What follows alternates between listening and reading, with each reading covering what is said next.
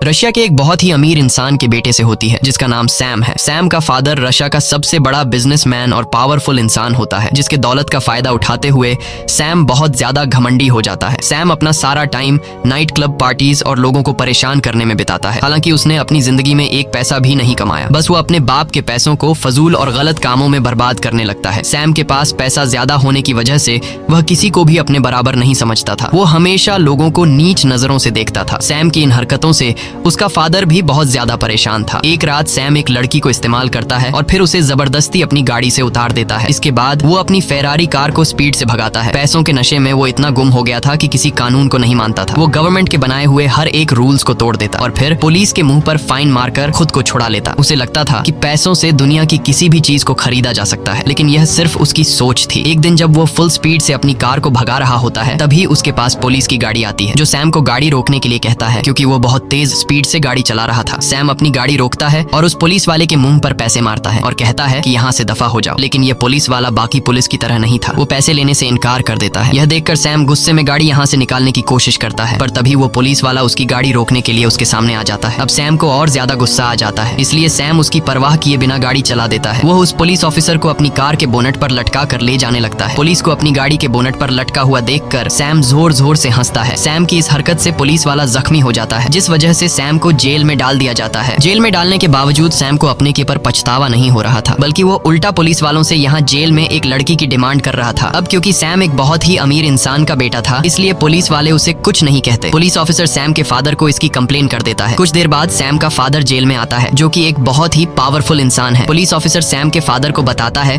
कि तुम्हारा बेटा इतना ज्यादा बिगड़ गया है कि वो एक पुलिस वाले को सड़क पर आधी रात को घसीटता रहा और अब वो पुलिस वाला हॉस्पिटल में एडमिट हो गया है। ये सुनकर सैम का फादर उस ऑफिसर से कहता है कि मैं अपने बेटे की गलती के लिए आपसे माफी मांगता हूँ और मैं वादा करता हूँ कि आज के बाद वो ऐसी गलती नहीं करेगा। पुलिस ऑफिसर सैम के पिता की रिस्पेक्ट में सैम को छोड़ देता है। इसके बाद सैम के पिता सैम को घसीट कर बाहर लेकर आते हैं और उसे डांटने लगते हैं, लेकिन सैम पर अपने फादर की बातों का कोई असर नहीं होता। वो अपने फादर के सामने सिगरेट पीने लगता है। दरअसल सैम की मदर की डेथ हो चुकी है और सैम अपने पिता का इकलौता बेटा था, इसलिए सैम के पिता को सैम की हर एक जिद को पूरा करना पड़ता है। और सैम भी यह जानता था कि उसका फादर उसे डांटने के अलावा और कुछ कर नहीं सकता। लेकिन अब सैम का फादर सैम से बहुत ही ज्यादा परेशान हो चुका था। सैम के फादर को एहसास होता है कि अगर इसे रोका नहीं गया तो यह एक अपराधी बन जाएगा, इसलिए इसका कुछ करना होगा। सैम को सुधारने के लिए सैम का फादर अपनी एक दोस्त के पास जाते हैं और उसे सैम की सारी सिचुएशन समझा देता है। वो अपनी दोस्त से कहता है कि मैं किसी भी कीमत पर सैम को नॉर्मल इंसान बनाना चाहता हूँ जो दूसरों की इज्जत करे। ये सुनकर वो कहती है कि इसका एक तरीका है। मैं एक ऐसे ट्रेनर को जानती हूँ जिसने बहुत सारे बिगड़े लड़कों को सुधारा है। हालांकि उसका तरीका थोड़ा अलग है, लेकिन इस बात की मैं गारंटी देती हूँ कि सैम पूरी तरह से ठीक हो जाएगा, वो अच्छा इंसान बन जाएगा। और अब सैम के पिता उस ट्रेनर से मिलने के लिए जाते हैं, पर जब ये दोनों उसके घर के अंदर जाते हैं तो वो ट्रेनर को देखकर हैरान हो जाते हैं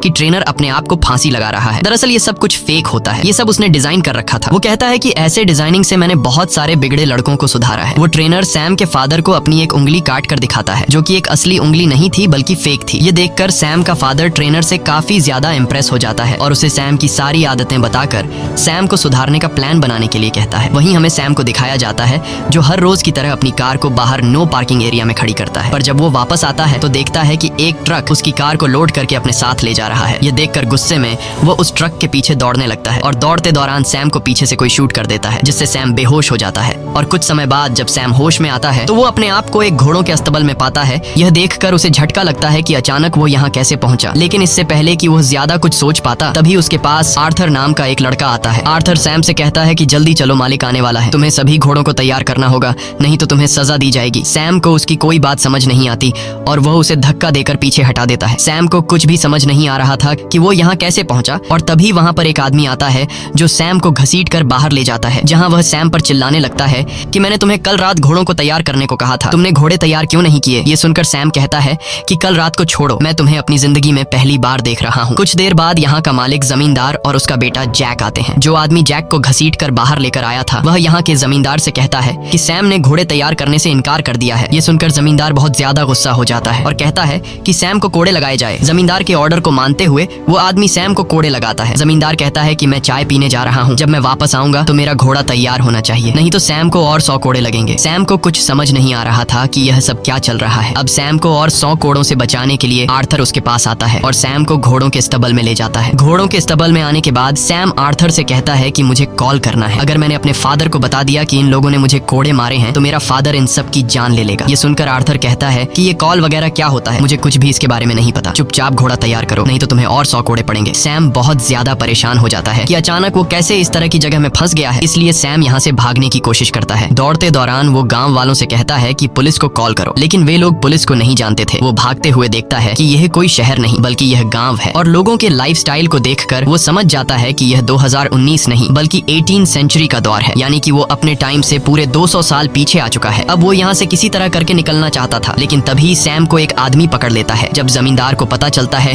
कि सैम ने गांव से भागने की कोशिश की है तो वह उसे फांसी की सजा सुना देता है। अब गांव से भागने के जुर्म में सैम को कुछ दूसरे लोगों के साथ फांसी के लिए ले जाया जा रहा होता है। जब सैम को फांसी लगने ही वाली होती है तभी वहाँ पर जमींदार की बेटी आती है, जो अपने पिता से कहती है कि मैं इस तरह के खून खराबे से परेशान हो चुकी हूँ, आज मेरा बर्थडे है, कम से कम आज तो किसी की जान मत लीजिए। जमींदार अपनी बेटी की बात मान लेता है और वो सैम को छोड़ देता है। अब इस गाँव में जो कुछ भी हो रहा था वो ऊपर से एक चील देख रहा था। फिर यह चील गाँव के बाहर बने हुए एक घर में पहुंचता है, जहाँ पर एक आदमी इसे पकड़ता है, और यहाँ हमें पता चलता है कि यह कोई चील नहीं बल्कि ड्रोन है। ये पूरा सेटअप सैम के पिता ने ढेर सारे पैसे लगाकर सैम को सुधारने के लिए किया है। ट्रेनर ने जंगल के बीचों बीच एक सेट बनाया है जहाँ सैम को ऐसा दिखाया जाता है कि सैम टाइम ट्रैवल करके 18 सेंचुरी में पहुंच चुका है और वहाँ सैम एक नौकर की जिंदगी जी रहा है। यहाँ पर काम करने वाले सभी लोग एक्टर्स हैं और इस काम को बारीकी से अंजाम देने के लिए गाँव के हर एक जगह पर हिडन कैमरास लगाए गए हैं और माइक्रोफोन के जरिए ट्रेनर सभी एक्टर्स को समझाता है कि उन्हें क्या करना है। सैम को दिखाया जाता है कि अब सैम इस बात को एक्सेप्ट कर चुका है